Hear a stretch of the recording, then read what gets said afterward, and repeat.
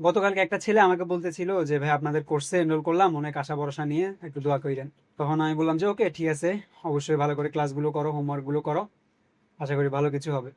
কিন্তু তখন আমার মাথায় একটা জিনিস আসলো যে আমরা যারা অনলাইনে কোর্স করাই, আমাদের কাছে পোলাপান আসে যে অনেক বড় বড় আশা নিয়ে, যে ওরা আমাদের কোর্স করে অনেক ভালো কিছু করবে।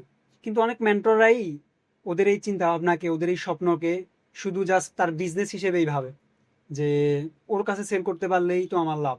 কেউ একজন আমার কোর্সের লিঙ্ক পাইছে বা আমাদের কাছে কোনোভাবে আসতে পারছে, ওর কাছে আমরা সেল করে দিই। ও কি চাচ্ছে, ও কি এডিটিং চাচ্ছে, বা ও কেন আসছে, ওর পারপাস কি, ওটা বোঝার চেষ্টা করি না। আমাদের কোর্সে যেই আসুক, যে আসি যদি বলে যে ভাই আমি আপনাদের কোর্স করতে চাই, তখন আমরা তাকে জিজ্ঞেস করি যে কেন, আপনি কেন কোর্স করতে চাচ্ছেন, আপনি কি শিখতে চাচ্ছেন।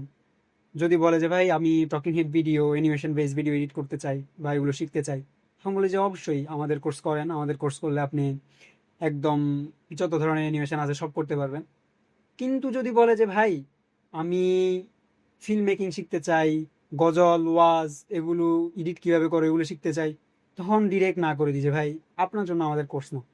আমাদের কোর্সে আমরা talking head video, animation base video যেগুলো আছে এগুলোর একদম বেসিক থেকে অ্যাডভান্স পর্যন্ত শেখানো হয়েছে। আপনি যেটা শিখতে চাচ্ছেন ওইটা আমাদের কোর্সে নেই। তো আমার মনে হয় আমরা যারা অনলাইনে কোর্স করাই, আমরা যারা মেন্টররা আছি, আমাদের সবারই এরকম একটা চিন্তা ভাবনা রাখা উচিত যে আমাদের কাছে যেই আসুক, যে যেটা শেখার জন্য আসুক, আগে তার পারপাসটা বুঝি, তার কি লাগবে, তার কি আশা, তার কি হোক, ওইটা যাতে তার ফুলফিল হয়, আমাদের কোর্স করে হোক বা অন্য কোনো কোর্স করে হোক, তাকে আমরা ভালো পরামর্শটা দিই।